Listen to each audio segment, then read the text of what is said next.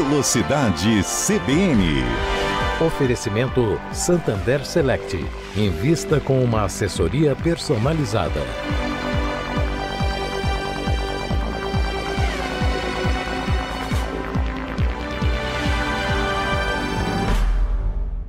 Sejam muito bem-vindos a mais um episódio do Velocidade CBN, o seu podcast sobre Fórmula 1 e automobilismo. Está no ar a edição desta segunda-feira, dia 24 de novembro do Velocidade CBN, para a gente falar muito sobre o GP de Las Vegas da Fórmula 1, a antepenúltima etapa da temporada, que colocou muito mais drama aí nessa reta final de briga pelo título entre as duas McLarens e Max Verstappen. Verstappen venceu a corrida e depois da prova as duas McLarens foram desclassificadas por desgaste excessivo da prancha, do assoalho do carro. A gente vai falar bastante dessa corrida, mas antes deixa eu introduzir todo mundo que está aqui na mesa hoje comigo. Primeiro, Leonardo Félix, meu colega da revista Auto Esporte. Seja bem-vindo mais uma vez, Léo. Fala, André, todos os nossos ouvintes e espectadores. Olá a todos. E hoje o nosso grande convidado do dia, Eric Granado, piloto da Moto E, do Superbike aqui no Brasil também. Eric, seja muito bem-vindo. A gente vai falar um pouquinho de Fórmula 1 primeiro, mas depois temos muita coisa para conversar sobre a sua carreira, o seu ano de 2025. Muito obrigado e seja muito bem-vindo à CBN, Eric.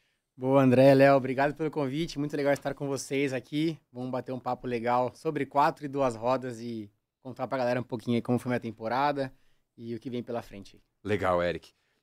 Antes da gente passar então para a entrevista em si com o Eric, vamos falar desse GP de Las Vegas da Fórmula 1, que não foi uma corrida muito legal, foi uma corrida bem parada, a gente teve uma primeira volta mais acidentada, uma classificação até interessante, com muita chuva ali, pista molhada, os pneus azuis, os pneus de chuva extrema da Fórmula 1 sendo usados pela primeira vez em não sei quanto tempo, mas a corrida em si foi uma corrida fraca, com poucas emoções. O Verstappen venceu com alguma tranquilidade, o Lando Norris chegou em segundo, e aí a grande emoção da corrida do fim de semana em Las Vegas acabou sendo justamente a desclassificação dos dois carros da McLaren, que foram eliminados aí da corrida, desqualificados por conta desse desgaste excessivo da prancha de madeira que fica embaixo do carro. Os carros da McLaren estavam muito baixos, desgastaram demais essa parte, os dois foram desclassificados, e o Norris, que chegaria para essas duas últimas corridas da Fórmula 1 já com praticamente a taça na mão aí por conta da vantagem para cima do Piastri e também do Verstappen, agora tem apenas 24 pontos de vantagem, apenas assim, uma vantagem considerável, mas tem 24 pontos de vantagem tanto para o Oscar Piastri quanto também para o Max Verstappen. E aí, Léo, temos uma disputa? Essa desclassificação das McLarens mantém o campeonato vivo para as duas últimas etapas? Pois é, eu acho que a McLaren está fazendo todo o esforço possível e inimaginável para manter o Verstappen na briga pelo título, né? É um negócio impressionante, assim, eles não largam o osso de manter o Verstappen com esperança de título. Assim, vou te falar a mesma coisa que eu te falei, sei lá, um mês atrás, quando o Verstappen fez aquela remontada, estava 40 pontos atrás, eu falei, ainda é muito difícil. Eu insisto, ainda é muito difícil para o Verstappen. Porque o Norris precisa basicamente, se ele chegar em segundo em todas as próximas corridas, incluindo a sprint no Qatar, mesmo que o Verstappen vença, ele ainda vai ser campeão. Então, é muito difícil. Para o Verstappen ser campeão, ele depende que a McLaren cometa erros, ou seus pilotos cometam erros igual o que eles cometeram em Las Vegas, né? Para mim, um erro assim, até um tanto grosseiro da McLaren, uma equipe com nessa altura, com nesse momento do campeonato, com a diferença que eles tinham, eles não precisavam arriscar tanto assim no acerto do carro, não precisavam.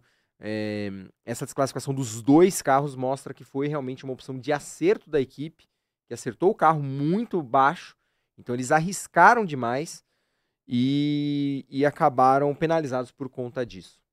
O André Stella, né, que é o chefão da McLaren, depois pediu desculpa para os pilotos, porque o erro foi da parte da equipe mesmo, os pilotos não tiveram nada a ver com o desgaste dessa parte do carro. E aí, Eric, queria te ouvir também sobre essa disputa pelo título da Fórmula 1, sei que a sua categoria é de duas rodas, mas sei que você gosta também de acompanhar também os carros. Quem que você acha que leva esse título? Você está torcendo por essa remontada do Verstappen também? Como é que você vê essa briga final de temporada da Fórmula 1?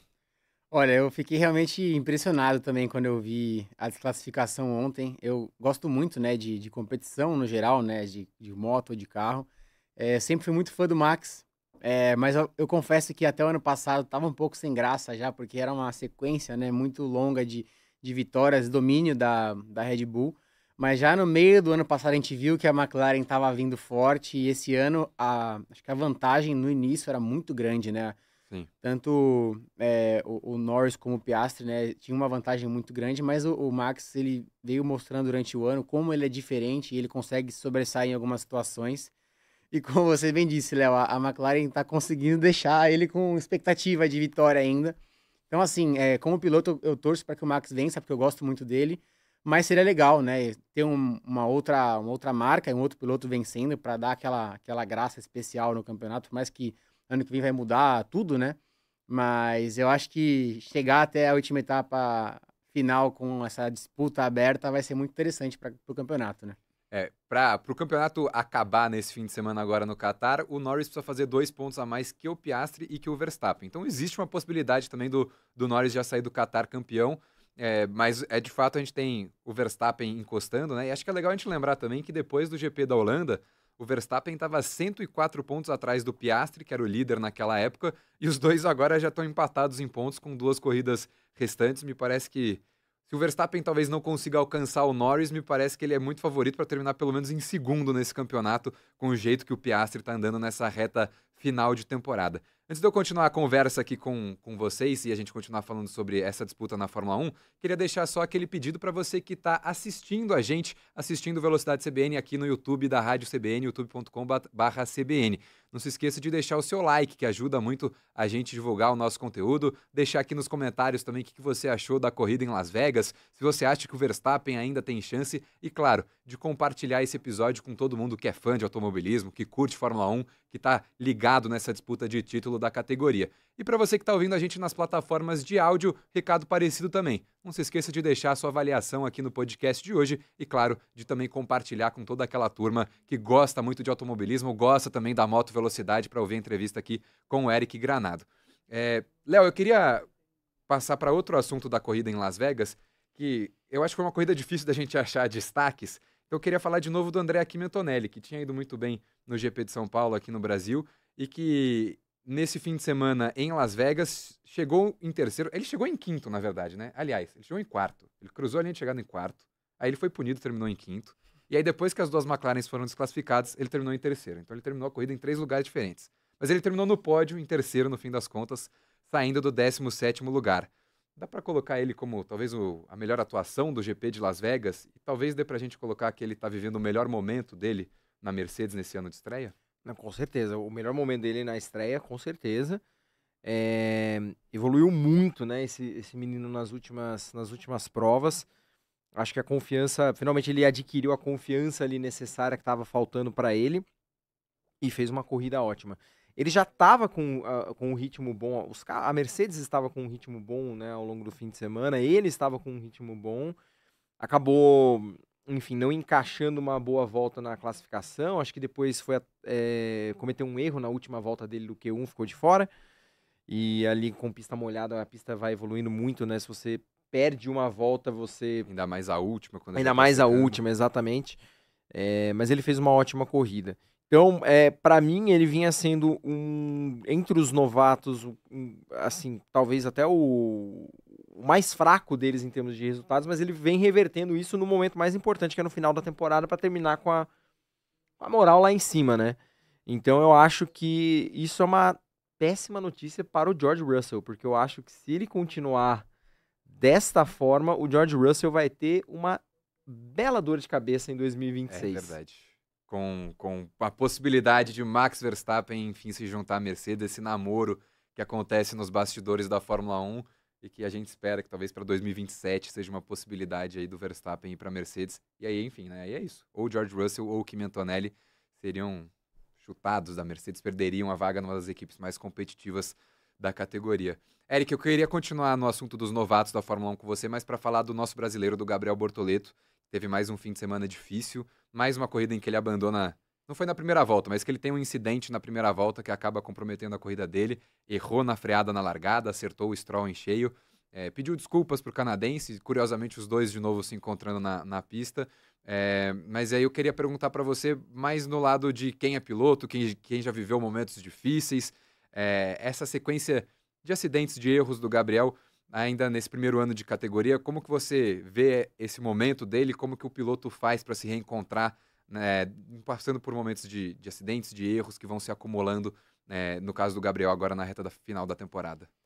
Olha, eu acho que é difícil, né? Um primeiro ano assim na Fórmula 1, né? A pressão e aí aquela busca de performance, você está chegando, quer conseguir resultado, ele não tem o melhor carro, ele tenta tirar leite de pedra ali.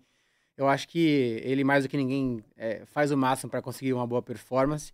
E, assim, acho que é meio natural, né? Quando você está no início, assim, você cometer alguns erros. O Antonelli também, no começo do ano, teve muitos erros. E a gente vê que os pilotos que chegam agora tentam buscar aquela diferença. Às vezes não tem aquele domínio, aquele controle que um cara mais experiente tem. Então, acho que faz parte do processo. É difícil para nós pilotos, nesse início, ter alguns erros, ainda mais em sequência, assim como o Gabriel. Mas eu acho que ele está aprendendo muito, está pegando muita bagagem.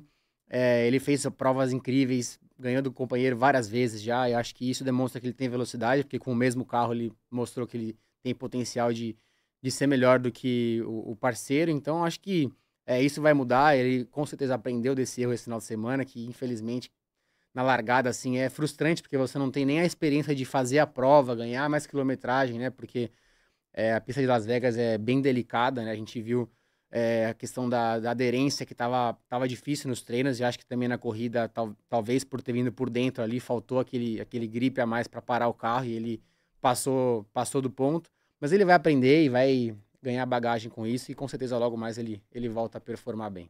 A gente tem visto ele ser muito pé no chão nas entrevistas dele com os erros. Sim. Acho que isso é algo positivo que a gente tirou dessa primeira temporada dele.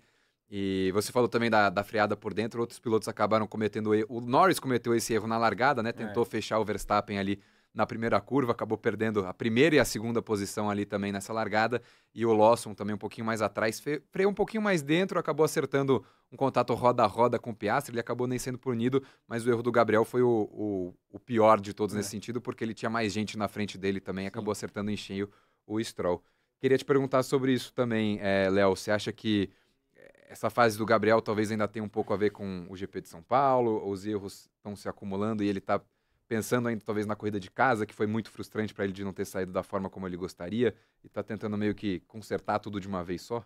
Então, o Bortoleto já faz algum tempo que ele, na verdade, ele vem numa fase ruim antes do GP de São Paulo, né? Ele já faz algum tempo que ele vem sendo eliminado constantemente no Q1, enquanto o Hülkenberg passou a avançar várias vezes pro Q2, até pro Q3. Ele conseguiu fazer uma boa corrida no México, se recuperou da classificação ruim, Sim. mas ele vem numa sequência de classificações ruins e em corridas cometendo muitos erros. Eu acho, claro que tem a questão do aprendizado, mas eu acho isso ruim de estar acontecendo agora, porque ele próprio já havia apresentado uma evolução muito boa no meio da temporada. Então, e esse momento, né, que é o momento de fim de temporada, é um momento, acho que é muito ruim para você ter essa sequência de atuações ruins, porque se terminar a temporada nessa toada, vão ser meses, assim, até começar o ano seguinte de, sabe, da pessoa ali se cobrando, se questionando. Claro, né, aí tem que ter todo um trabalho de cabeça para que isso não aconteça, mas eu acho que isso já vem de antes do GP de São Paulo. Eu acho que isso culminou no GP de São Paulo com aquela história de que, eu tenho que ser mais agressivo. Não sei se ele continua com isso na cabeça e aplicou isso na largada, mas eu acho complexo porque ele construiu toda a trajetória vencedora dele com uma outra abordagem. Né? A gente não está dizendo que ele tem que ser um piloto passivo, não é isso, Sim. mas né, tem que ter, o Eric sabe muito mais do que a gente, né? Você tem que ter um equilíbrio muito sensível entre agressividade e o excesso, né, que vai te levar ao erro.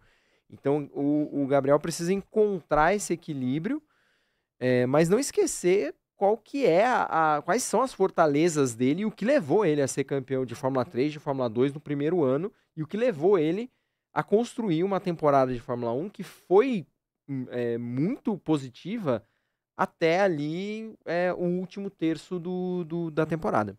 Eu acho muito interessante esse ponto que você colocou da característica dele tentar mudar isso um pouco, talvez, nessa reta final de temporada.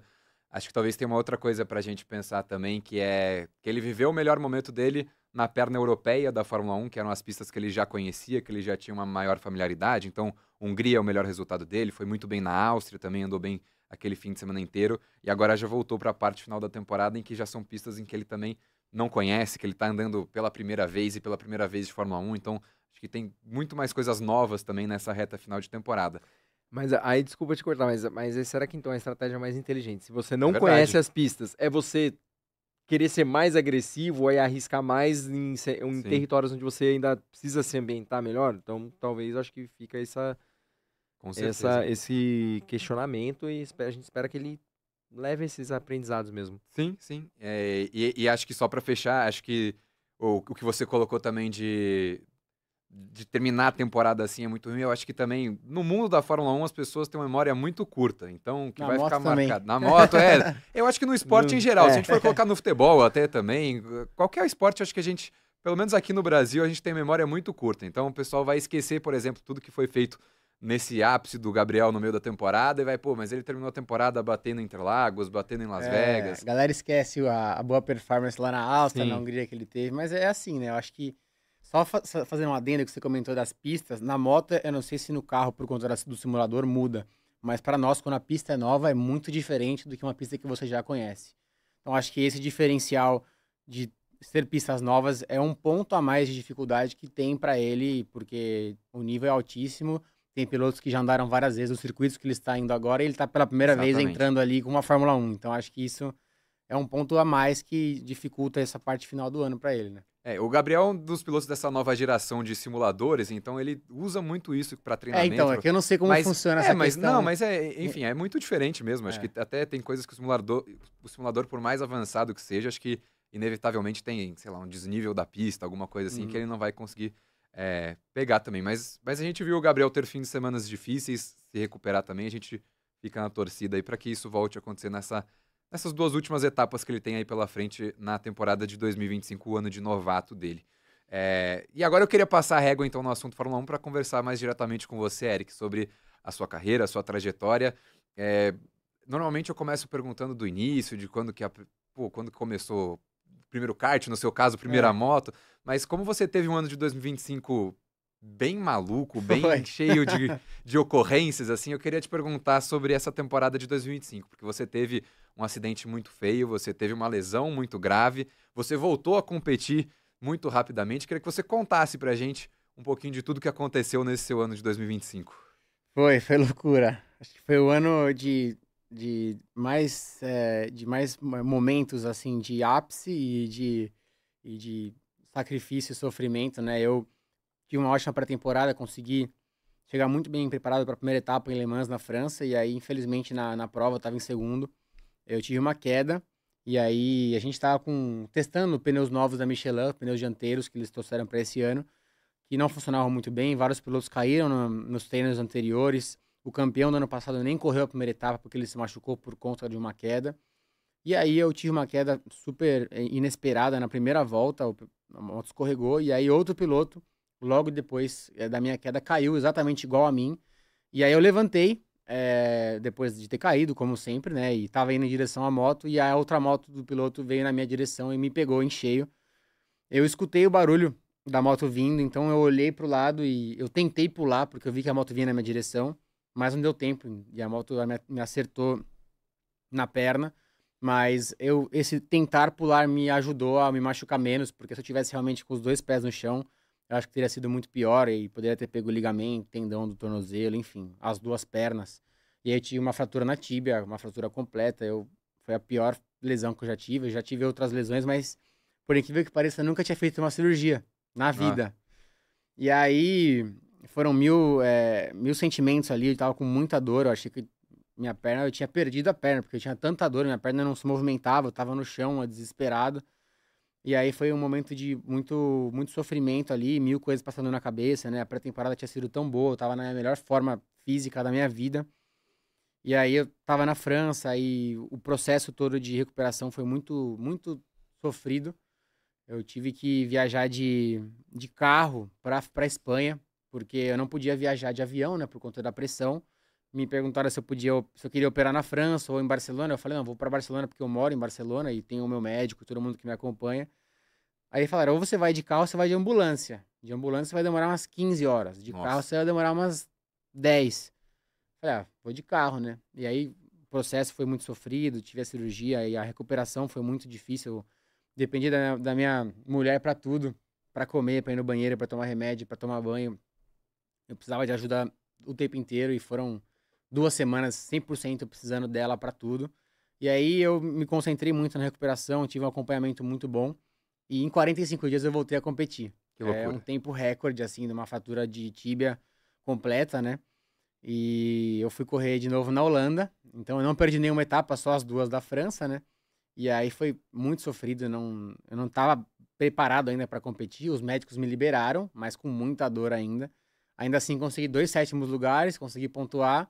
E aí, para a terceira etapa, que era na Áustria, eu tinha mais 1 mês e pouco. Então, eu consegui me recuperar bem para a Áustria. E depois, a partir da Áustria, foi quando eu realmente já estava mais recuperado, consegui performar. E aí, em cada etapa, eu fazia 1 ou 2 pódios, voltei a vencer, ganhei 2 corridas.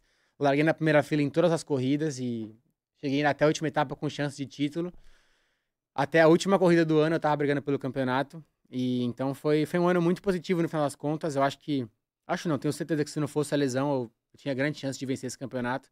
Mas a vida é assim, a gente tem que aceitar como foi e levar o lado positivo do ano, né? Então, no final, eu acabei o ano muito bem. Pra quem não sabe, o Eric compete na Moto E, que é uma categoria de motos elétricas relacionada também à família da MotoGP. Sim. E esse título da Moto E te escapou várias vezes também, né, Eric? Não foi só esse ano, Pois é. parece que realmente não era pra ser assim. Eu fui vice-campeão, fui terceiro, fui quarto, sempre brigando pelo título. Eu sou o piloto com o maior número de vitórias da categoria, maior número de poles, tenho mais de 30 pódios, sempre brigando na frente. Mais um ano ou outro sempre aconteceu alguma coisa. Em 2022 eu fui vice-campeão, em 2023 eu tinha tudo para vencer, e aí eu tive um acidente no Mundial de Superbike, eu machuquei minha cabeça, fiquei fora 2 etapas. Em 2024... Em várias ocasiões me derrubaram, várias vezes eu tive contato com outros pilotos e não pontuei. E 25 eu tinha certeza que era meu ano e aí aconteceu isso. Então, eu acho que eu fiz o meu máximo sempre. Infelizmente, esse título não veio. E, enfim, eu acho que é bom eu levar o lado positivo, né? E o que eu consegui conquistar nesses anos todos, que foram 13 vitórias e todos os pódios que eu consegui. Então, foram momentos muito especiais. Claro, acho que você tem todos esses recordes aí no currículo Sim. para ter muito orgulho mesmo. Eu queria te perguntar um pouco sobre a parte mais técnica da Moto E, da diferença das motos elétricas para as outras motos que a gente está acostumado a ver no Superbike, seja aqui no Brasil, seja no Mundial, seja também na MotoGP. Como que funciona a moto elétrica e se tem alguma diferença de pilotagem para vocês também? Bom, a moto elétrica, no primeiro momento, né, a primeira vez que eu andei, me surpreendeu, porque não tem marcha. Então, a sensação de entrar na curva e não reduzir é uma coisa muito estranha, né? Não é nada comum, né? Então, eu vinha com o pé assim e não tinha nenhum pedal ali para trocar de marcha. Mas a moto em si, a gente começou com a Enérgica, que era uma moto italiana, que existia na época já elétrica, depois passou a ser Ducati. E quando entrou realmente a Ducati, era uma moto de verdade, um protótipo de competição, de altíssimo nível, eletrônica igual da MotoGP, toda a pilotagem e a tecnologia era igual da MotoGP, então realmente a gente tem uma moto hoje em dia que é um protótipo muito legal. E a maior diferença que a gente sente de uma moto a combustão para elétrica é a entrega de potência, que é imediata, né? Então a gente tem um 0 a 100 em 2,6 segundos. É muito rápido. Então ela tem um par motor ali, você encosta no acelerador, já entrega potência no momento. E aí depois do 100 por hora ela tem uma subida de velocidade mais progressiva, né? Mas a moto chegava a 270, 280, então a moto corria bastante. E a outra diferença é o peso, né? Então a gente começou com a Enérgica com 265 e a Ducati agora 215.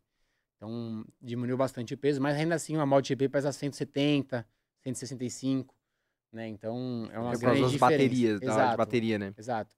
E aí, assim, o único ponto crítico da Moto E sempre foi a autonomia, né? Então, para a moto ter uma boa performance e não pesar muito, ela tinha que ter uma autonomia baixa, né? Porque se a gente quisesse uma corrida de 15 voltas, tinha que aumentar o peso da moto para colocar mais bateria para ter maior autonomia. Então, a gente tinha corrida de 8, 9 voltas, o que era pouco para nós pilotos, né? Às vezes você comete um erro no começo ou não se classifica tão bem, era muito difícil se recuperar.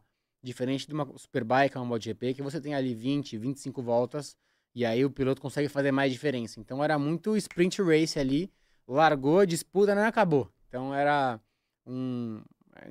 muita intensidade, né, da primeira até a última volta. Mas eram provas muito disputadas, porque as motos são 100% iguais.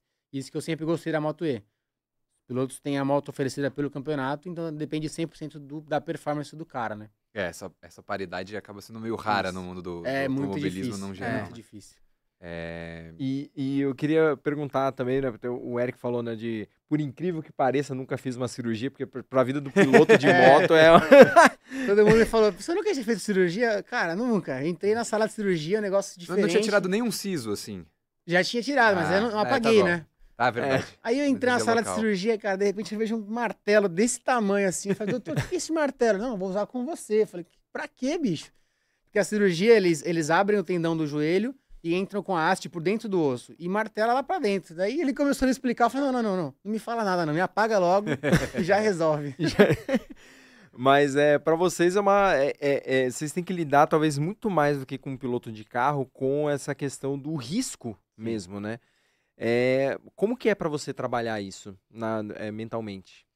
Cara, é muito difícil, né? Isso é algo que o piloto de carro praticamente não tem, né? A questão de correr machucado, correr com dor e a disputa com a alimentação física, né?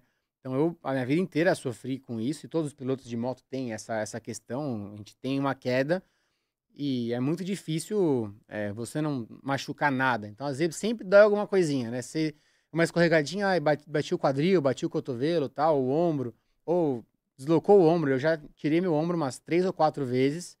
E assim, não é uma limitação pra você não correr, mas tá doendo e você precisa participar, entendeu? E ninguém pode fazer isso por você, né? Igual um jogo de futebol, tira o atacante e coloca outro, né? Se eu não subir na moto, ninguém vai subir por mim. Então essa questão é muito difícil e acho que a gente trabalha muito isso durante todos os anos de carreira, né? Então você aprende, né, a cair, você entende como eu posso dizer, suprir aquela dor, né, no ombro, aí você consegue movimentar o corpo de uma outra forma, porque a gente trabalha muito com o corpo em cima da moto. Então, nosso preparo físico também é muito importante para na hora que você precisar de uma força muscular e um preparo físico a mais, você tá preparado. Então, a galera não sabe, mas nós pilotos fazemos um preparo físico muito extremo, né? Então, eu, por exemplo, faço treino de academia, faço treino de ciclismo, que para mim é o meu principal. Então, pra vocês terem uma ideia, durante o ano, esse ano eu já pedalei 15 mil quilômetros. Uau! Só de Caramba. bike. Então, normalmente eu faço uns 17, 18 mil quilômetros por ano. Por quê? Eu não preciso disso para moto, claro, tanta quilometragem, mas tem o preparo de condicionamento físico, você levar o corpo ao extremo. Então é aquele negócio, tô no final da montanha, como se fosse as últimas 2 voltas, tô cansado, a moto tá escorregando, o cara me ultrapassa, então você buscar aquele ir no limite, né? Uhum. Por muito tempo, é algo que na moto acontece muito, a gente fisicamente sofre muito. Então, o preparo físico é fundamental para a gente estar pronto, né, para o final de prova ter aquele golinho a mais para disputar. E até em relação a isso que o Léo perguntou do preparo mental, foi mais difícil o retorno dessa lesão por ter sido algo mais grave, por você ter passado por uma experiência diferente? Você estava com um medo maior de voltar a ter uma queda, um acidente nessa volta, por exemplo, já na Holanda, 45 dias depois? Cara, foi difícil, foi difícil. Assim, eu tive 3 momentos assim críticos na minha carreira. Em 2014 eu tive uma lesão na coluna, que foi muito difícil, mas eu tive muito tempo para recuperar. Então quando eu voltei eu estava bem. Depois de 23 eu tive uma lesão na cabeça. Tive um coágulo, né, e eu tive que ficar parado em casa. E aí nesse momento eu tinha muito medo, porque a cabeça você não sente nada, tá tudo bem, Sim. mas você não sabe o que pode acontecer, né? Se você vai ter o reflexo, vai ter a velocidade. Mas agora dessa vez era uma limitação física, né? Porque quando eu baixei a cabeça não tinha nada. Mas agora tinha uma limitação que eu não conseguia andar, eu não conseguia apoiar a perna no chão.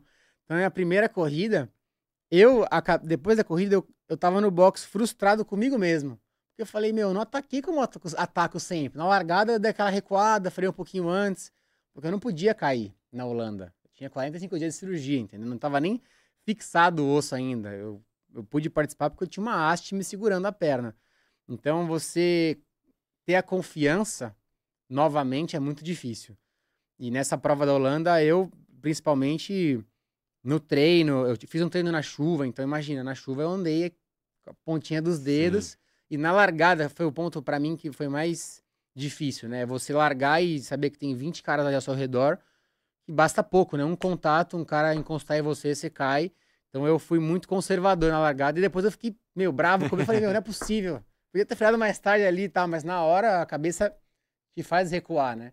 Mas aí depois, quando você tá pilotando, você, tirando esse momento da largada, você esquece um pouco e pensa mais no momento, na adrenalina, do que no risco que você tem, né? Acho que a cabeça de atleta é assim, você desliga, né, o sentimento emocional e vai no ativo, né, de fazer acontecer. Sim.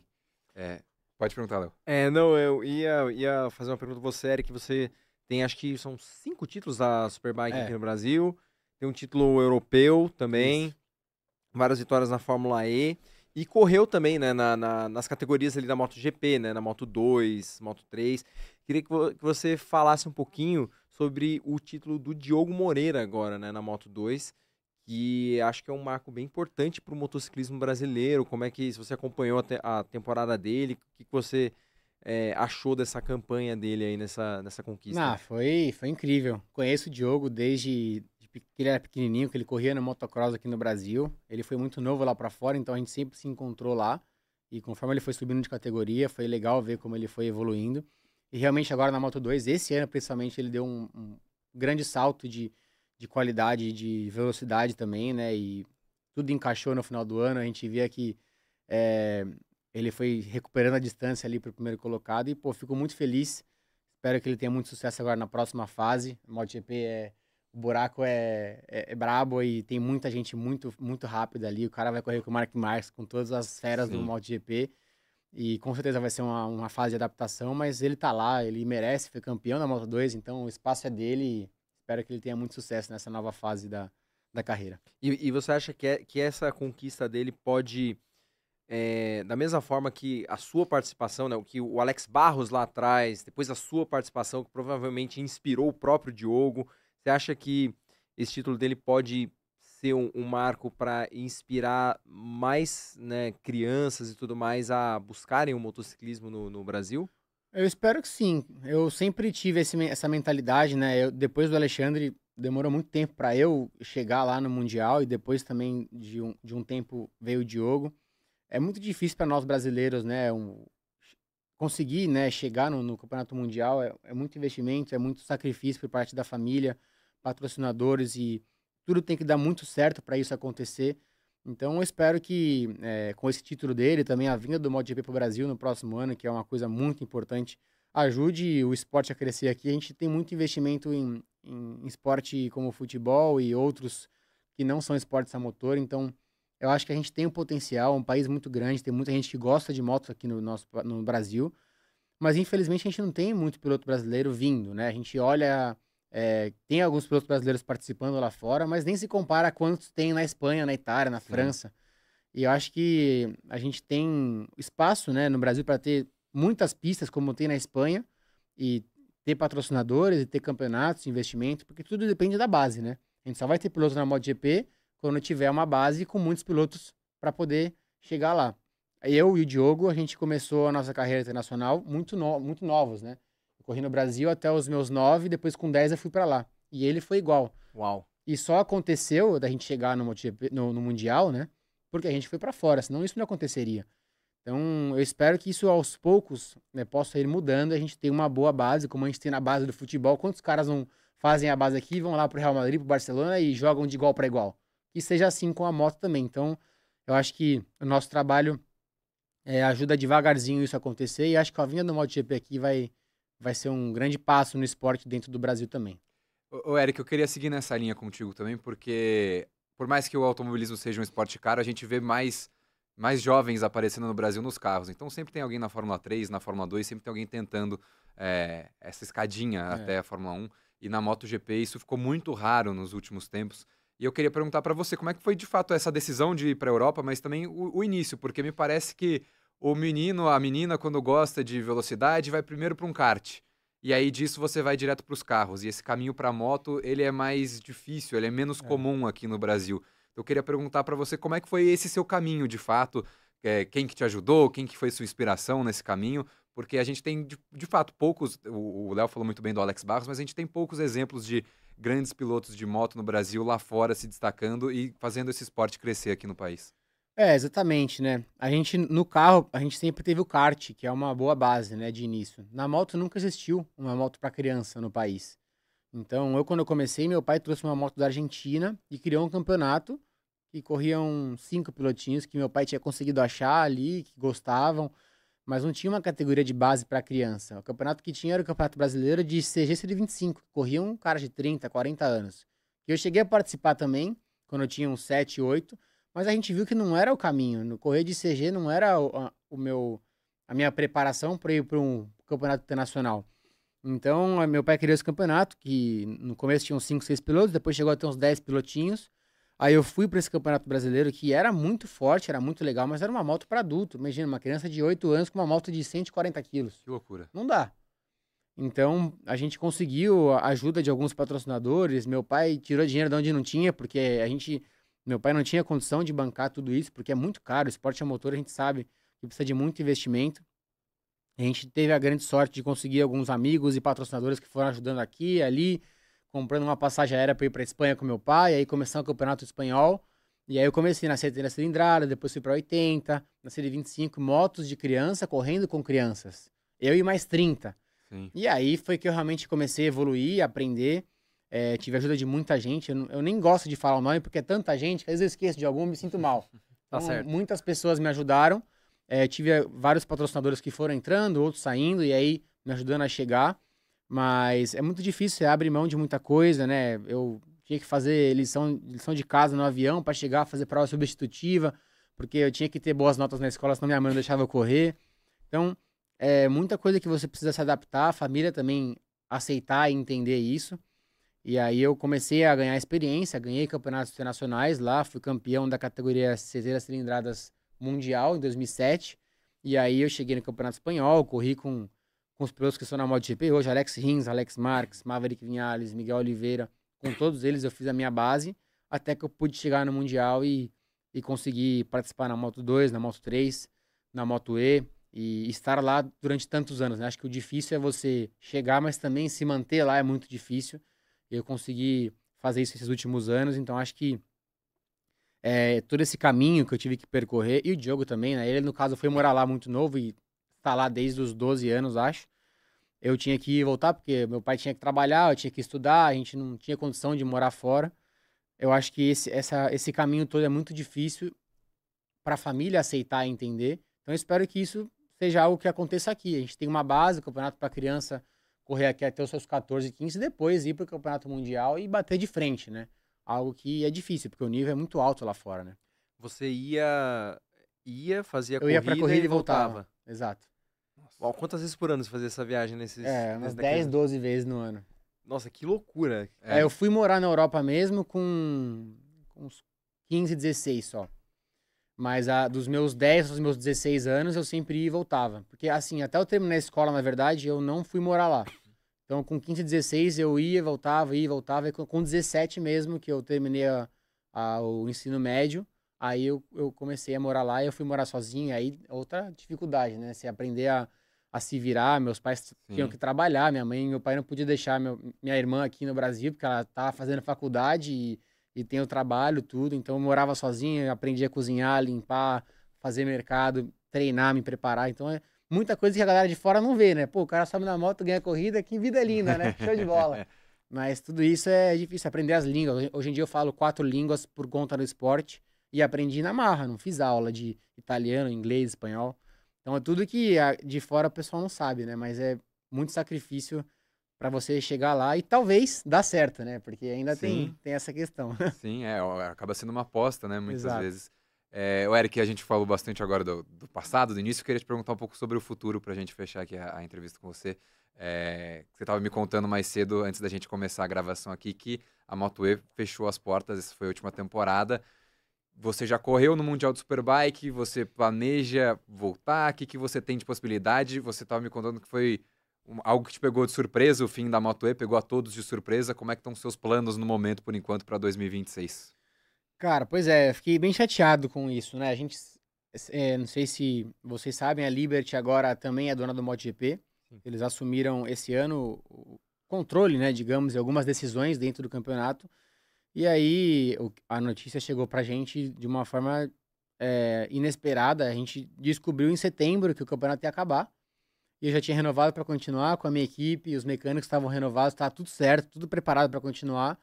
E aí foi muito difícil, porque em setembro, né, os contratos já estão quase todos assinados para o ano seguinte. Então realmente foi muito triste, né, receber essa notícia, porque para mim encontrar uma outra oportunidade em setembro é muito difícil, oportunidade boa, né? Porque o resto tem, né? Equipe ruim, moto ruim, tá cheio. Mas eu não quero ter essa experiência de entrar numa estrutura ou numa moto que não funcione. Então a gente está ainda avaliando qual que é a melhor opção para o ano que vem. Eu tenho uma relação com a Honda Brasil muito longa, né? Eu corro pela Honda desde 2015, continuo participando do campeonato nacional aqui no Brasil, estou liderando o campeonato esse ano, mesmo perdendo 2 provas por conta da lesão. Então, junto com a Honda, a gente vai decidir qual que é o próximo passo. O Mundial Superbike é uma opção legal, a gente tem essa opção também, mas, uma vez mais, eu quero ir num projeto competitivo e a gente vai analisar aí, espero que em breve tenha boas notícias. Legal, Eric. Vamos ficar no aguardo, então, das notícias e também na torcida aí em busca do X aqui nacionalmente isso aí. também. E aí agora, pra gente fechar o programa, eu vou me despedir aqui do Léo, que mais uma vez esteve com a gente. Léo, obrigado pela participação. Te espero aqui semana que vem pra gente, quem sabe, falar de um Lando Norris campeão do mundo. Pois quem sabe, né? Eric, brigadão aí. E André, valeu. Você também. Valeu a todos os nossos ouvintes e espectadores. E até a próxima. E agora a gente faz um pit stop rápido aqui na nossa bancada. O Leonardo Félix deixa a bancada, vem a nossa Cris Bertelli, colega aqui do Geleb, para fazer as últimas perguntas para o Eric Granado, a gente fechar o Velocidade aqui de CBN de hoje. Cris rapidamente já se posicionou aqui, como sempre, muito ágil. Cris, mais uma vez, seja muito bem-vinda. Fica à vontade para fazer as perguntas para o Eric. Obrigada. Olá, Eric, tudo bom? Prazer. Eu vou tentar trazer um pouco do mundo dos investimentos para a gente fazer um paralelo aqui. Eu estava ouvindo você contar da sua história e você tem um apetite por riscos. É assim também na hora de investir? Bom, eu não sou muito do cara que arrisca no investimento. A gente, obviamente, trabalha muito com isso, é muito importante a gente pensar no futuro. Desde pequeno, meus pais sempre me instruíram e me educaram a pensar no futuro e garantir, né, que eu tenho uma renda fora da minha carreira. Então, eu prefiro ser um pouco mais conservador e no garantido, mas com certeza isso faz parte da minha vida de direcionar, né, o que eu ganho do meu trabalho tão suado ao investimento, porque com certeza isso no futuro vai ser muito bom para mim. Certo.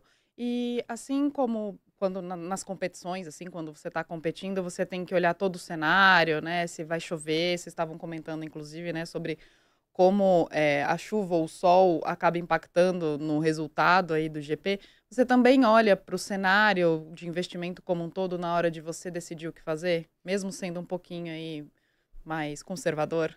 Sim, eu tento estudar um pouco e entender como que funciona. Ainda é uma coisa muito complexa para mim. Eu tenho o meu time que trabalha muito nessa área pra gente. Meu pai, ele trabalha um pouco no ramo da construção, então a gente gosta muito dessa parte do mercado imobiliário, e funciona bem pra gente.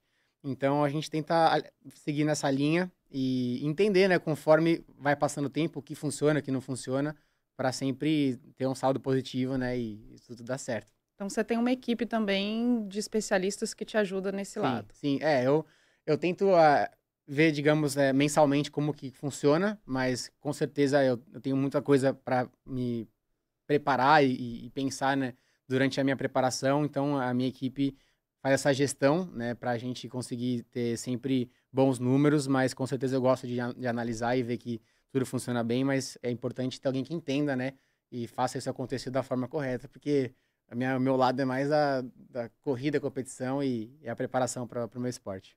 Tá certo, obrigada. Obrigado. Bom, Cris, muito obrigado então pelas perguntas. Eric, mais uma vez, muito obrigado pela presença aqui no podcast. Valeu. Um prazer recebê-lo aqui. Portas abertas sempre da CBN para você. Obrigado. Obrigado a todos aí. Tamo junto. Então é isso, pessoal. Com isso, encerramos o Velocidade CBN de hoje. Agradeço mais uma vez ao Leonardo Félix, que também esteve aqui com a gente hoje, ao pessoal da nossa equipe técnica, com a Priscila Gubiotti, o Cauã Felipe e o Alex Max, que são as pessoas que de fato colocam esse programa aqui no ar. Reforço para você na saída aqui do programa, para você que ficou com a gente aqui até o final, Você que estava no YouTube, não se esqueça de deixar o like aqui na saída, de deixar aqui nos comentários também o que você espera das 2 últimas corridas da Fórmula 1 e, claro, de compartilhar esse episódio para todo mundo que é fã de velocidade. E para você que ouviu a gente nas plataformas de áudio, recado é parecido também. Não se esqueça de compartilhar o episódio de hoje e também de deixar a sua avaliação aqui do Velocidade CBN. O Velocidade CBN agora já volta na próxima semana, as 2 últimas corridas em sequência. Fim de semana que vem a gente já tem o GP do Qatar, depois logo na sequência também o GP de Abu Dhabi para fechar a temporada. Então, dia 1 de dezembro a gente está de volta segunda-feira para falar de tudo do GP do Qatar. O programa de hoje fica por aqui, eu sou o André Neto, um abraço e até a próxima.